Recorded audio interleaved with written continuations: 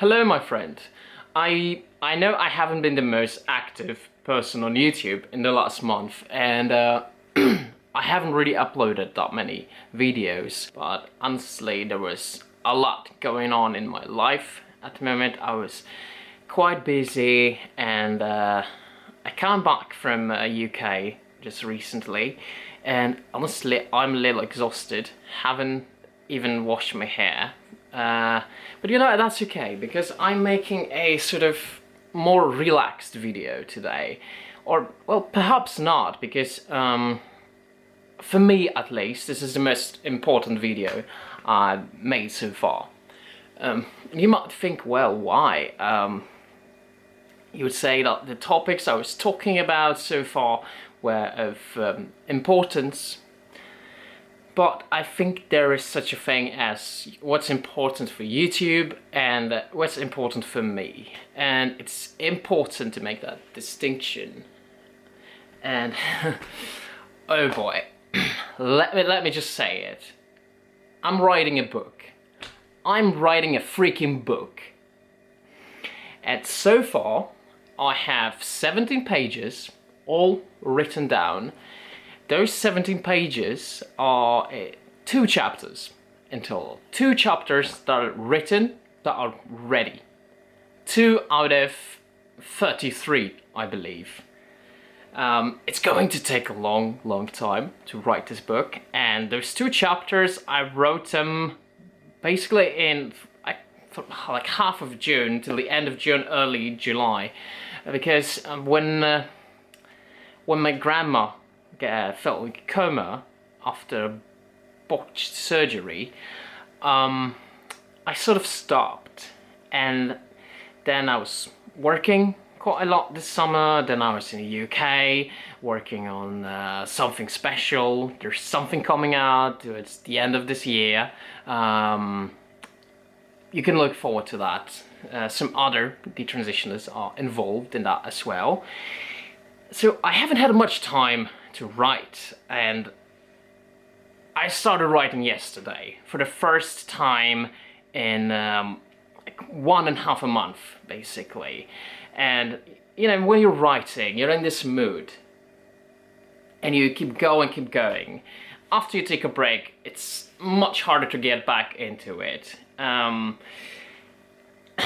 I'm back at it, among other things I'm busy with, but it's not the thing I prioritize the most. But I usually write in the evenings, like right before going to sleep. That's what I do. I'll write maybe like 1 page or something like that, and then I'm super tired. But just because this is the last thing I do during my daytime, it doesn't mean that it's half-assed by any means. No, I put my energy, I put my heart into it. It's a book I care very deeply about, and you might be asking, what the hell is this book about? Well, and this might be a great disappointment to some of you, because you might be expecting, well, I'm probably writing an autobiographical book about my past, oh, fuck off. You might be disappointed because, you know, you might be thinking I'm writing an autobiographical book about my upbringing, about my transition and detransition, all of that. And well, the answer is no. It is completely unrelated to that. But I think it's more important, to be honest. And here's the thing. It's not a work of fiction. It is a philosophical political book. I'll say more soon. But the reason why I'm not writing about the trans and detrans stuff is because at this point, this one particular topic, it takes a huge portion of my daily life, just talking about it, and everything. It's like my life revolves around it right now, and I don't think it's what I'm mostly interested in, to be honest. I'm doing it out of necessity of sorts, but it's not like I have burning passion to talk about this topic. Quite the opposite, you know. if I'm to be honest with you, it's quite boring and repetitive to talk about this stuff. I mean, I know my own life story, you know, it lives in my head like 24/7. To me, it's just, whatever, you know, and like to the internet, and to the people who are interested in the topic, to people who think that this matters and stories like that can make a change, it's important to shine a light on those stories. I get it. I get it why it's important.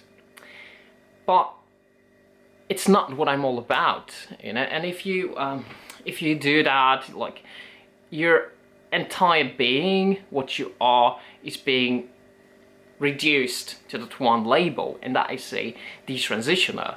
And you know, that is not what I want to be, you know, because who the hell wants to be defined by the mistake they made, right? And here's the thing: if your title is that of an author, great, yeah, you identify with that. It's something you achieved. A musician, an architect, Nobel Prize winner, boxer, football champion, whatever, right? It's all tied to an achievement of sorts.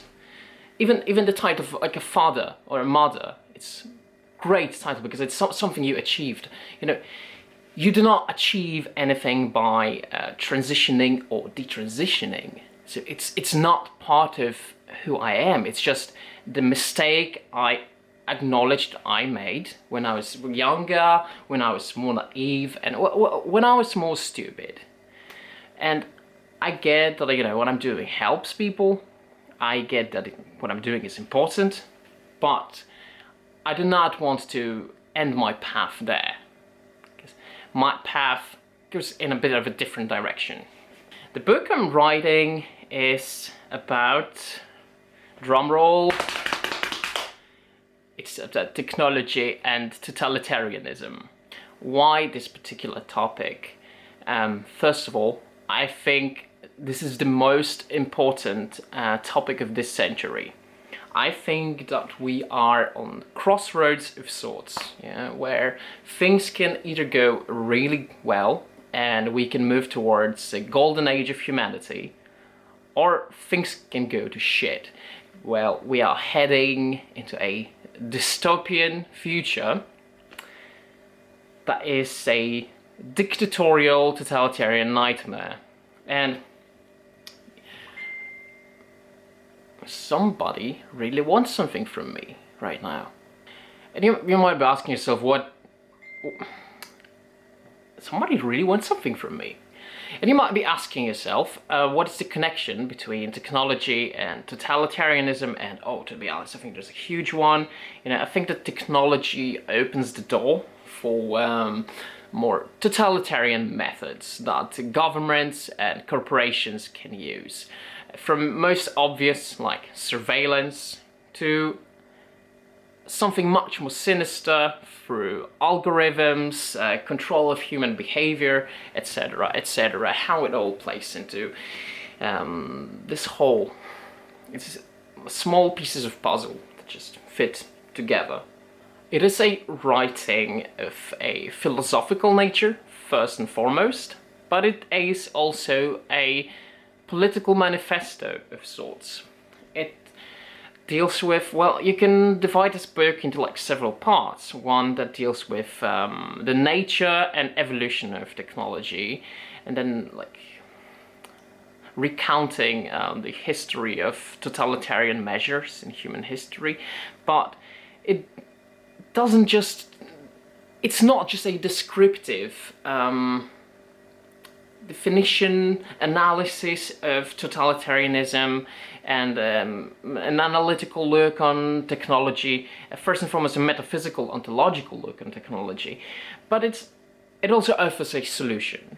And I'm not saying that this is the best solution that I have to offer in this book, because I think there's someone more intelligent than me out there who has better answers than me. I'm not a genius of any sort, but I do have an interest in this topic. It's one of my favorite topics. And I think we are just so stuck in this weird way of thinking, and our political system hasn't really advanced much or hasn't changed much since the French Revolution. And we probably have seen the worst type of violence, the worst type of historical crime that has happened since then than ever before. I mean, you know, history has always been written in blood. But I don't know. Sometimes I think like we've opened the door to so many insane ideologies that have brought so much suffering. And technology plays part in that, you know, from warfare to totalitarian methods that allow us to create the regimes we have in our society today. Before I started writing this book, it was in June this year, I wrote down just like short description of all the chapters of the book, because I like to have a structure on what I'm doing, and I want to have a proper plan. I know exactly what each chapter is going to look like, what it's going to be about. It's structured like that for a reason, the order of the chapters. So I showed all of that to my brother, just short description of all the chapters. And he was like, you know what?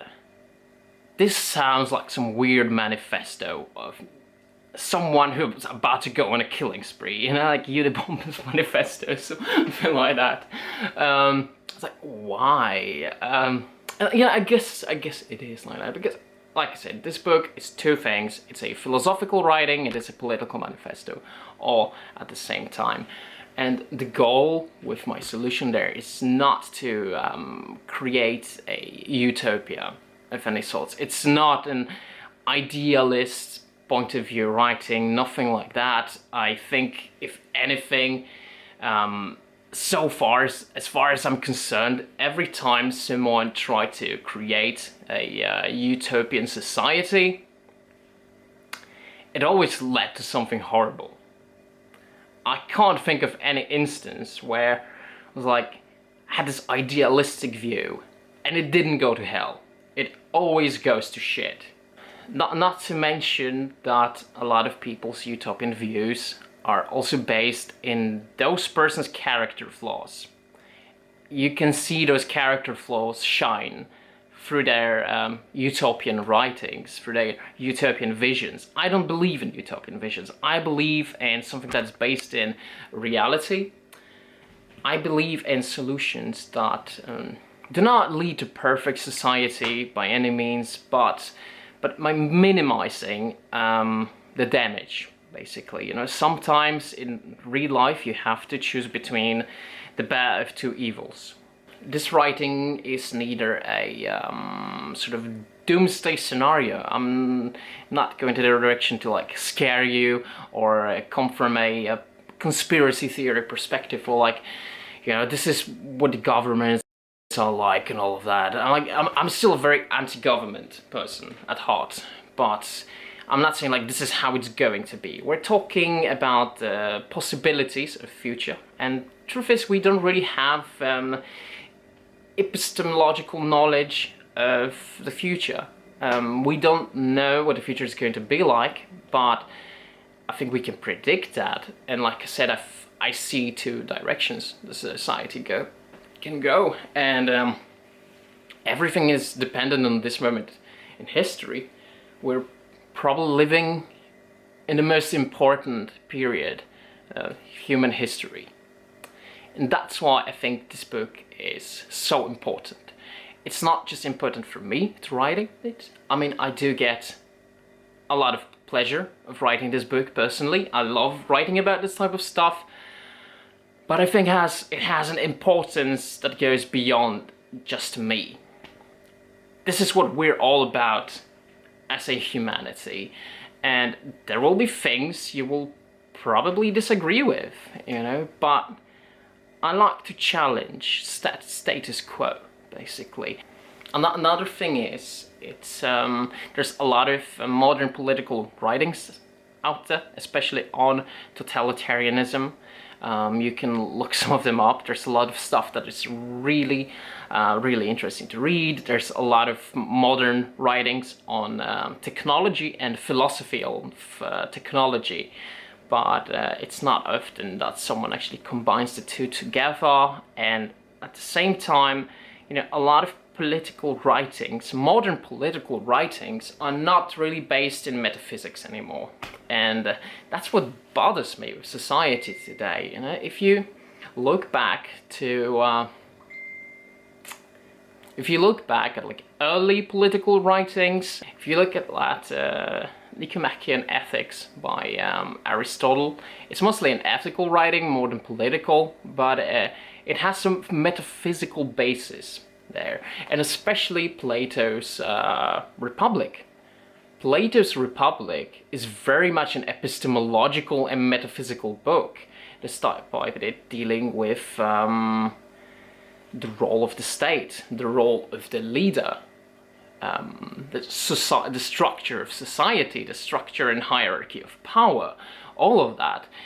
But there's so much metaphysics and epistemology in that book, or that writing. Always go back to that. It's a fun read, you know. And now we're talking about, you know, like reading is. I think reading is supposed to be fun. And honestly, I've read through so many like modern papers out there, you know, written by like master students or doctoral writings, there's papers, PhD papers, and my impression of that is all that shit sounds the same. It's like it's all been written by the same person, basically, and you know, it's like torture reading through that stuff. And why? You know, that's question. That's one of the reasons why I'm not a big fan of academia, to be honest. It puts limits on you, like how you're supposed to write. You're supposed to write a specific way, and all of that. You know, I don't do that shit. It's enough for me that I need to write job applications this way. You know, let me be a little bit more creative when I'm writing something on my own, okay? And the thing is, if you look like at all the writings, if you read Plato, Aristotle, Kant, Thomas Hobbes, or you know, even Karl Marx. I'm not a big fan of Karl Marx, to be honest, but you can see like, their personality shine through their texts. Like, this is their text. This is not some kind of text that had academia put limits on them on how they're supposed to write. I hate academic language. You know, when I'm writing this book, I'm writing the way I talk. So if you like how those videos are structured, if you like how I talk on those videos, this is similar to how I write, basically. Like, this is true me. My personality shines through my writings. And I fucking love that. And this is what I'm doing. And this book, it's not meant for the academics. I'm not writing for the academics, you know. The thing is, a lot of this stuff, when it comes to like metaphysics of technology, you know, a lot of academics are really knowledgeable about that stuff. So why the hell should I be writing in a language that is meant for them, when I can write to, you know, just regular, normal people? And I think that's what a lot of those academics forget. You know, they're just writing this shit for each other, and it's one big wankery. It's so pretentious, and I'm not doing this pretentious stuff. And I'm still going to use a lot of vocabulary that is perhaps not used in everyday language, but you know, that's okay, because there's this assumption that that sort of vocabulary is meant for academic writing, and I think it's bullshit. I disagree with that. I think that people are more intelligent than we think, especially that in today's society, you do not need to go to college, you do not need to go to university to educate yourself. You have libraries, you have internet, like seriously, every single book ever written you can find either in the library or on the internet. Why the hell would you go to university unless you get a proper benefit from having that degree you're working towards? Otherwise, please just educate yourself on your own. You know, this is what we have ability to do in today's society, and why the hell not use it, you know? So I do not underestimate the intelligence of a totally regular, normal person. And, you know, if there's some vocabulary they're not familiar with, my book explains it all. So it's not like, oh, I'm using big words without any explanation, and I'm like, ha ha ha, playing so smart. No, I'm tired of the pretentiousness of academia, which is one of the reasons why I left the university, why I'm not associated with it by any means. Now, moving on, I have a question to all of you. Do you enjoy my content where I'm talking about the trans and detrans stuff?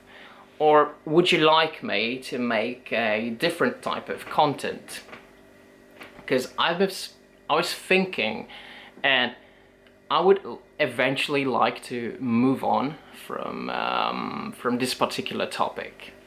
And I think the time is now.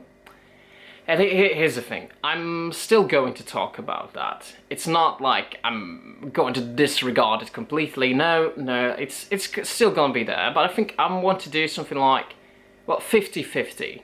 Well, like 50% of my content is related to that. Another 50% would be, well, basically anything I want to talk about. You know, that can be stuff from like culture to philosophy to history to politics to social issues to anything that's going on in society right now, basically. I don't know, would you be interested in that? It would matter to me a lot to hear your opinion about that, because you know, here's the thing. On one hand, I sort of want to create the type of content I want to create, so it's genuine. At the same time, I also want to create the type of content you enjoy. You know, one of my favorite musicians, one of my favorite artists, Steven Wilson, and please go check him out. He's an absolutely amazing musician. Check out Steven Wilson and his band, Porcupine Tree. It's perhaps the best thing that happened since Pink Floyd. But that's just my opinion. Anyway, Steven Wilson, he said that this is what separates an artist from an entertainer. And the entertainment industry really has very little to do with the arts. It's that artists, they make the type of music or the type of art they want, because that's where it comes from, like the heart, their soul. Whereas an entertainer, you know, they just write the songs or make the songs just, you know, to entertain, to give people what they want, and it's not genuine as such. And in order to truly be an artist, you have to be a little bit selfish. For me, making art is a very selfish, it's one of those paradoxes that it's incredibly selfish. It should be, when it's done properly, it should be incredibly selfish, incredibly narcissistic, and done just really to please the person that makes it. But then there's this kind of paradox, which is that when you've finished it, you want to share it with as many people as possible, and you want to see yourself reflected back in the mirror of an audience. Yeah, and yes, I'm thinking that this same thing sort of applies to YouTube, you know. And when you start making YouTube videos, one of the first advices you hear is to make videos on a specific content, like find your niche and make videos on that. Like, this is what gives you views, this is what gives you audience, you know, etc, etc. Operate in a particular niche. But you know, I think people can be more complex than that. And if you're interested in 1 million different things, why would you limit yourself to that? So I'm going to go against the grain here. I think either way. And don't take it as an offense. if I'm prioritizing what I want to make instead of what you want to watch. I'm deeply sorry about that, but I have to be honest about it as well. But I would still like you to know that what you want still matters to me, despite all of that. So your opinion and whether you would like to see some other type of content from me or not, it matters deeply to me. So please let me know. And if you do not want to watch my other type of content, then just me talking about the trans stuff, you know, that's all right. You know, you can stay just for that specific content. If not, you can watch my other stuff. I realize my other stuff, not right now. I realized that my other stuff would probably not get as much attention as the detrans stuff, but that,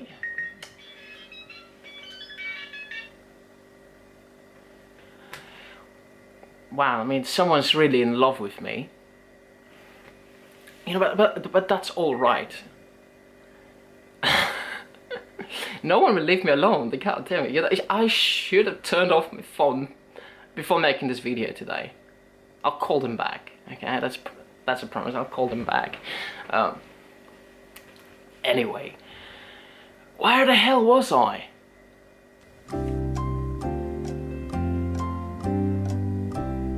Let's just leave it at that. Well, thank you so much for watching. I hope that the news about my book wasn't too disappointing for you. I know so many of you expressed that you would like to read a book about my life, but honestly, I've been talking about that so much. I need to do something different, you know. I need to have other outlets. So here's one of my outlets. So anyway, I'll hear from you next week. I mean, you'll hear from me next week. And in the meantime, take good care of yourself, my friend, and I'll see you in the next video. Ciao.